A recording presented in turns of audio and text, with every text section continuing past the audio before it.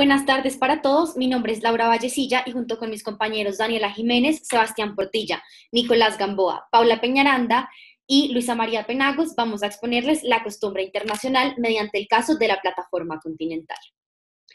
Para esto mostramos a continuación el índice de nuestra exposición. Vamos a mostrarles a lo largo de esta el contexto general del caso, cuáles son los hechos relevantes del mismo, el problema jurídico que pudimos sacar de la sentencia, cuál es la relación de los temas con el curso y las fuentes de derecho, cuáles fueron las consideraciones y las reglas aplicadas por la Corte para fallar el caso, cuál fue el resuelve y el decisum de la Corte, y finalmente daremos unas conclusiones y reflexiones finales respecto a los temas de la clase y el caso. Entonces, en la presentación podemos ver la línea del tiempo con los casos y hechos relevantes que hemos visto en la clase hasta el momento. Nuestra línea del tiempo inicia en 1921 con la creación de la Corte Permanente de Justicia Internacional. Luego tenemos en 1926 el caso de Lotus, en el que aprendimos sobre la costumbre. Después, en 1945, tenemos la creación de la Corte Internacional de Justicia por la Carta de las Naciones Unidas. Posteriormente, en 1958, tenemos la Convención de Ginebra y nosotros nos situamos en el año 1969 con el caso de la plataforma continental del Mar del Norte. Primero, hay que precisar que en casi todas las regiones del mundo el fondo del mar va descendiendo de forma gradual a partir de la costa. Se va prolongando en gran extensión antes de que sea interrumpido por un descenso brusco debido a una fuerte pendiente que existe y conduce hasta las grandes cimas oceánicas. Ahora bien, esto nos lleva a preguntarnos, ¿qué es la plataforma continental?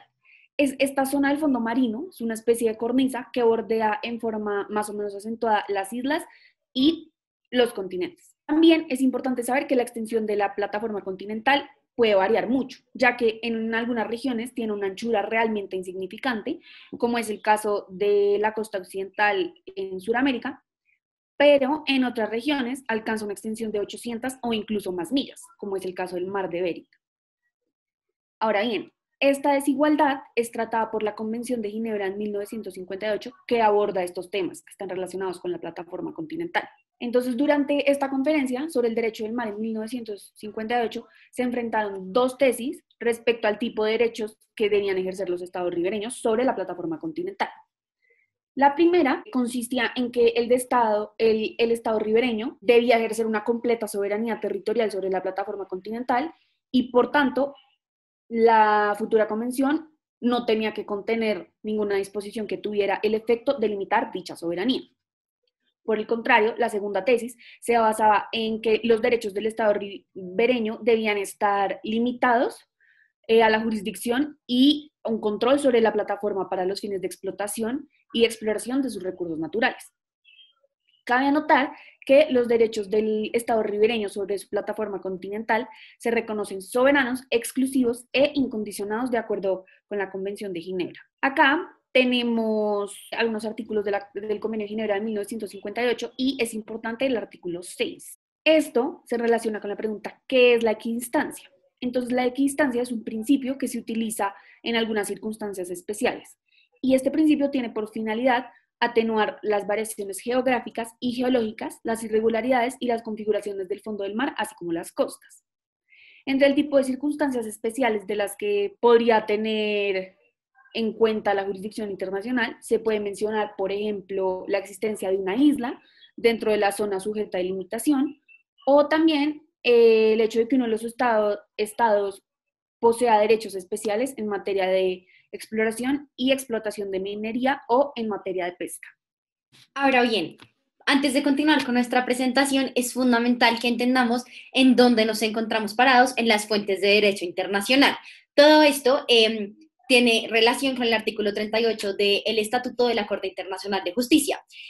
Como vimos en la clase pasada, ya analizamos los tratados y las convenciones internacionales. Posteriormente vamos a tratar los principios generales del derecho y para efectos de esta presentación y el caso de la plataforma continental, nos estamos enfocando en la costumbre internacional.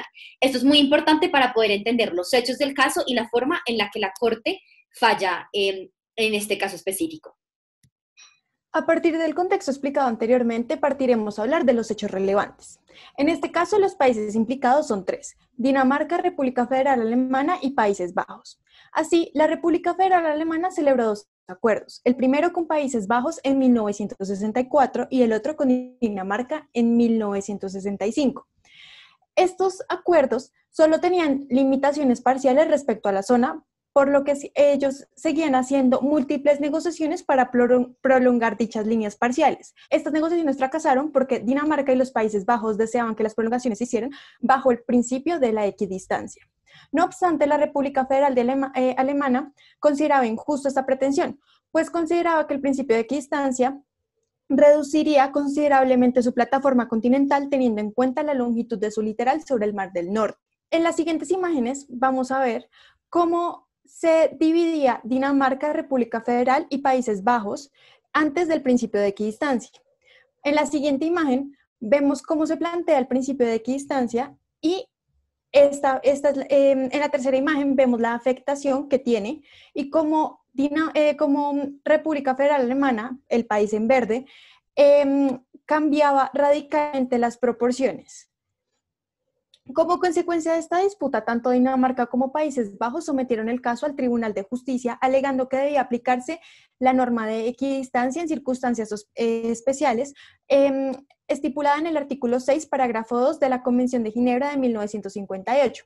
El artículo estipula, y cito: cuando una misma plataforma continental sea adyacente al territorio de dos estados limítrofes, su delimitación se efectuará por acuerdo entre ellos. A falta de acuerdo y salvo que circunstancias especiales justifiquen otra delimitación, esta se efectuará aplicando el principio de la equidistancia de los puntos más próximos de las líneas de base desde donde se mide la extensión del mar territorial de cada estado.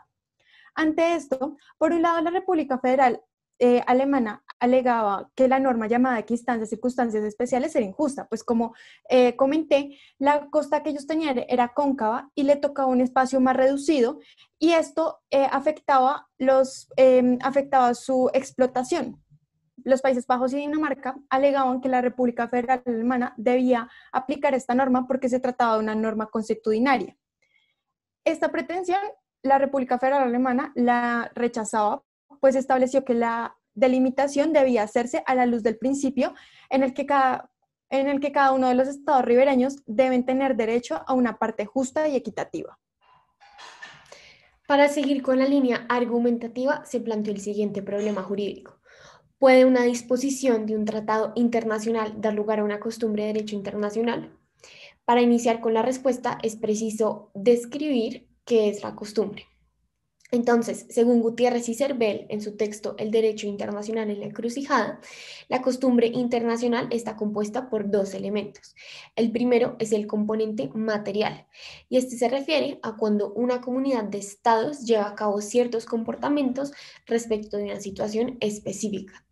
Es importante tener en cuenta que estas conductas deben, primero, ser repetidas, segundo, ser practicadas, y tercero, deben ser practicadas por una generalidad de estados, es decir, no puede ser solo un estado el que lo practica. Esto nos lleva a la siguiente pregunta y es: ¿cómo podemos diferenciar una práctica social de la costumbre? Esto nos remite al segundo concepto, que es la opinio iuris. La opinio iuris es la convicción de la obligatoriedad jurídica de aquellas prácticas. Para esto, es útil mencionar los requisitos y las condiciones que se desprenden de estos dos elementos. En primer lugar está el requisito de la aceptación general, y es que esta aceptación no sea dudosa y sea una cuestión conocida y aceptada, y además que sea reiterada por varios estados. El segundo componente es la duración. Se ha dicho que la práctica debe reiterarse por un tiempo adecuado. Sin embargo, la Corte Internacional de Justicia ha mencionado que aunque haya transcurrido poco tiempo, no se impide la formación de la costumbre, pues aunque el tiempo es un elemento importante para evidenciar qué tan sólida es la práctica, no es el único elemento y no es el más importante. En tercer lugar está la convicción jurídica. Esto se refiere a la opinio iuris y esto es muy importante tenerlo en cuenta, y es la conciencia de los estados que están obligados a esta conducta legal. Una de las principales figuras de la costumbre internacional es el objetor persistente. Esta podemos ver que es una figura reconocida en el derecho internacional que le da posibilidad a los estados de apartarse de cierta norma constitucional, de tener la potestad de elegir si una norma derivada de la costumbre no se les aplique generalmente.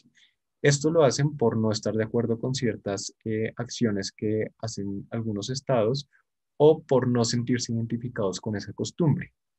Es muy importante que esta oposición a alguna de estas normas se realice de forma clara y expresa y también frecuente, que este estado que no quiera aplicársele esta norma de costumbre lo haga de forma clara, lo haga de forma expresa y lo haga de forma frecuente, porque en el derecho internacional se entiende que la no manifestación o la abstención con respecto a la norma se puede entender como la aceptación y consentimiento. Entonces es muy importante que esto se exprese de una manera completa, porque si no, se va a entender que este Estado sí acepta esta norma y no podrá actuar el objetor persistente.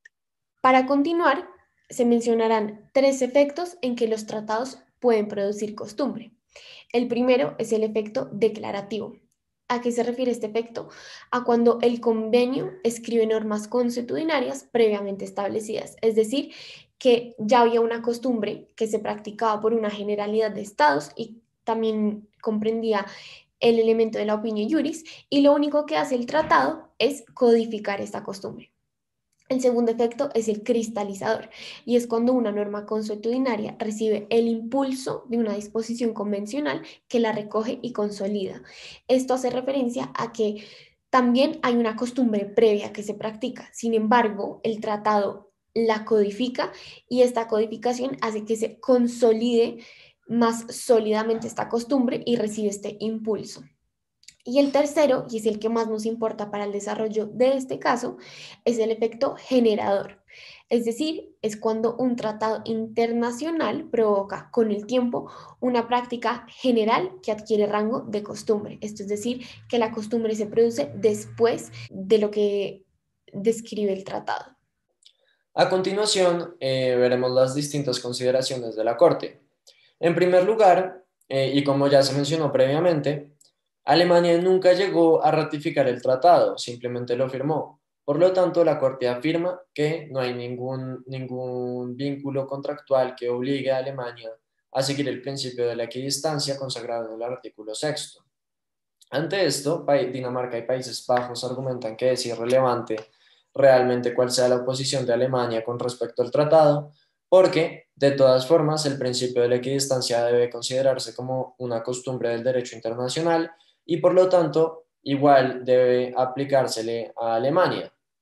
Ante esto, la Corte pues, decide mirar si es el caso, si efectivamente se puede considerar que el principio de la equidistancia es una costumbre internacional o puede llegar a ser considerada como costumbre internacional, y mira a ver si hay algún efecto de los que describimos previamente que puedan ser derivados en este tratado.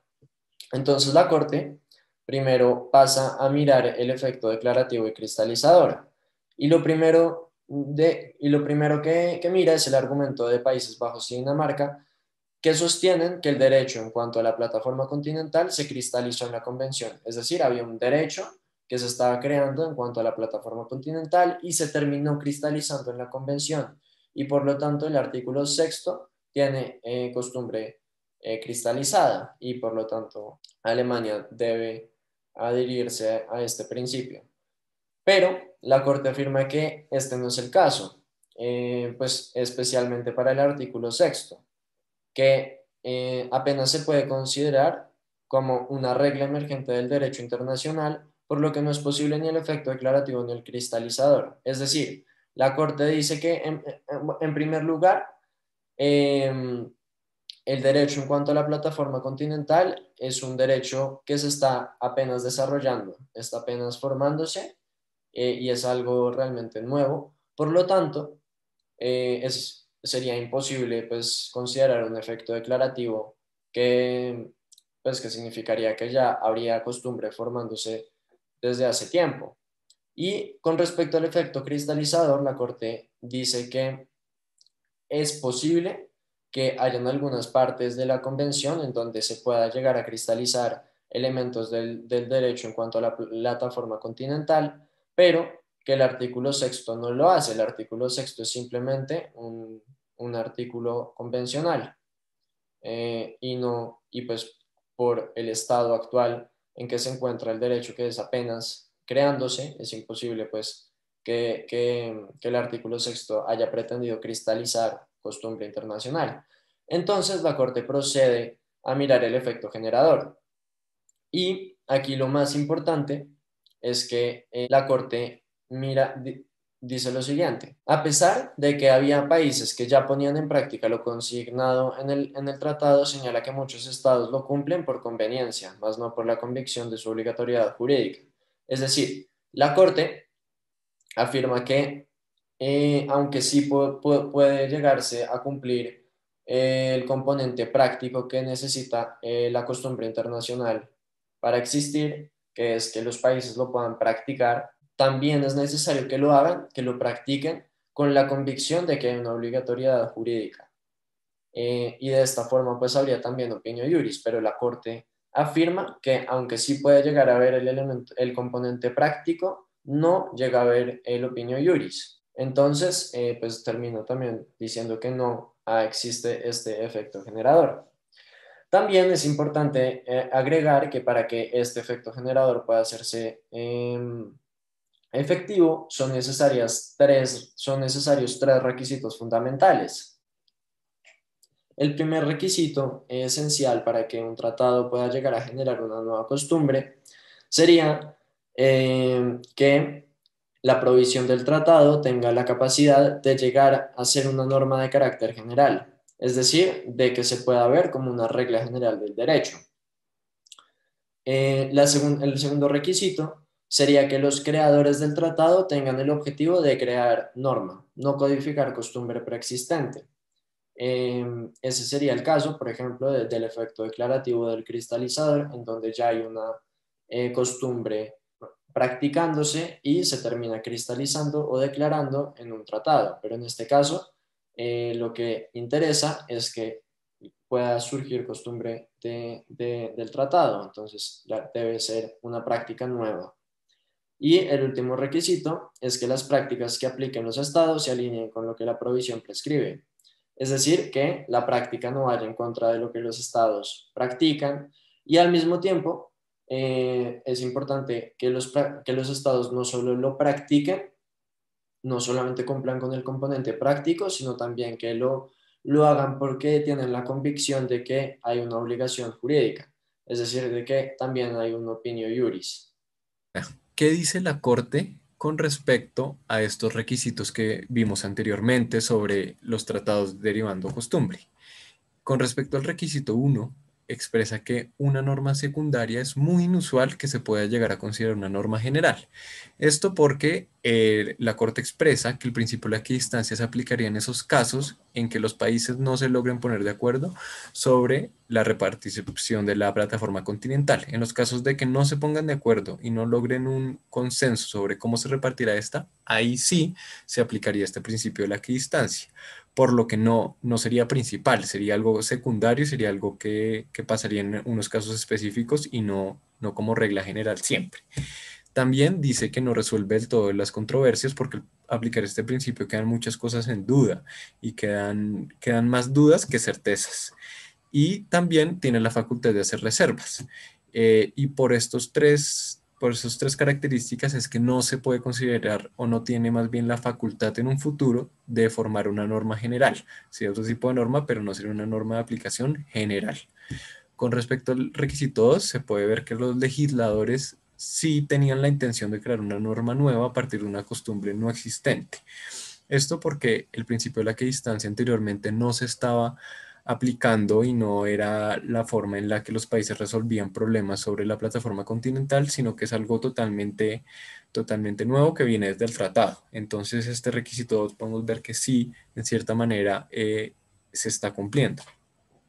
Y con respecto al requisito número 3, se ve que los estados sí siguen esta conducta, muchos estados sí han aplicado esta conducta, pero la problemática está que no lo hacen por el convencimiento de ser una regla obligatoria de costumbre internacional. No lo hacen por ese convencimiento de que genere obligación, por esa llamada opinio iuris, sino lo hacen por otros intereses propios, por beneficiarse a sí mismos, por obtener más plataforma porque el principio de la equidistancia les conviene, o por otras razones, más no por el convencimiento de que sea una regla de costumbre que genere cierto tipo de obligación para ellos. A partir de lo expuesto anteriormente, planteamos tres reglas jurídicas aplicadas que se le pueden sacar al tema en relación con la costumbre y el caso estudiado. La primera es: la costumbre puede generarse desde los tratados si y solo si la provisión cumple con los requisitos de tener carácter creador, ser una costumbre nueva y contener la opinio iuris. Aquí podemos ver con los requisitos explicados anteriormente que la Corte es muy enfática que estos tres se tienen que cumplir para que la costumbre pueda derivar de un tratado. Y se tienen que cumplir los tres, no puede faltar ni uno en ningún caso. La segunda es que solo será costumbre aquella que comprenda los componentes material, que es el componente práctico, y la opinio iuris. Y se hace un especial énfasis en este último, la opinio iuris, que tiene que ser el convencimiento de que tengan los estados de que esta es una práctica que pueda generar cierta obligación hacia ellos, tener cierto convencimiento hacia esa regla, hacia esa costumbre, para que se les pueda aplicar como una norma constitucional. Y tiene que tener los dos, tanto ese componente práctico como material que se aplique y ese opinio iuris, que es el convencimiento de obligatoriedad que tendría la norma. Y la tercera regla jurídica aplicada que planteamos es que en un tratado se aplica costumbre si hay un efecto declarativo, cristalizador o generador aplicado a la norma. Ya pudimos ver estos tres diferentes tipos de efecto, y para que la costumbre se derive del tratado tiene que venir de alguno de estos tres efectos, tanto el declarativo, el cristalizador o el generador, como se estudió en el caso con los tres efectos explicados anteriormente. Finalmente, es importante tener en cuenta cuál fue el fallo. El fallo fue a favor de Alemania. La Corte le dio la razón a Alemania porque, a pesar de que Dinamarca y los Países Bajos argumentaban que el principio de equidistancia consignado en el tratado adquiría el rango de costumbre internacional, al no cumplirse los requisitos para que se derivara la costumbre, la Corte falló a favor de Alemania. Ahora bien, respecto a lo mencionado anteriormente, es importante también mencionar que la Corte afirma que el empleo del método de delimitación de equidistancia no era obligatorio entre las partes. Esto teniendo en cuenta que Alemania no había ratificado el acuerdo y, por tanto, para el caso en concreto era muy importante tener en cuenta las circunstancias específicas en las que se encontraba Alemania. Finalmente, es muy importante que la Corte, para poder fallar a favor de este país, establece que es fundamental que se reconozca la soberanía de cada Estado. Además, afirma que la plataforma continental es una prolongación natural del territorio mismo. Y por eso es tan importante el concepto de soberanía en este caso, y por esta razón también la Corte afirma que prima la soberanía del país alemán por encima de la costumbre que, como vimos previamente, no se genera. Ahora bien, teniendo en cuenta todo lo anterior, llegamos ahora a nuestras conclusiones y nuestras reflexiones finales. En primer lugar, encontramos que nuestro caso es una muestra del carácter descentralizado del derecho internacional.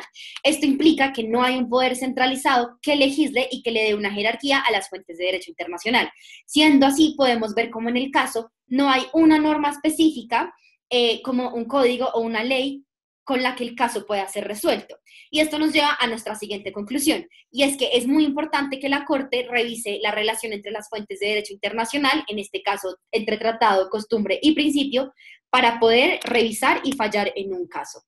Adicional a esto, es importante mirar la postura de la Corte en el caso, pues esta reconoció enfáticamente que el empleo del método fundado sobre la equidistancia podía, en ciertos casos, producir resultados no esperados. Sin embargo, dichos resultados no podían ser inequitativos, pues el principio de la equidistancia es un principio de delimitación equitativa.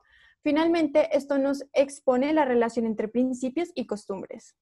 Les agradecemos a todos por haber llegado hasta este punto de nuestra presentación. Esperamos que hayan aprendido mucho sobre costumbre internacional y sobre el caso de la plataforma continental. Gracias.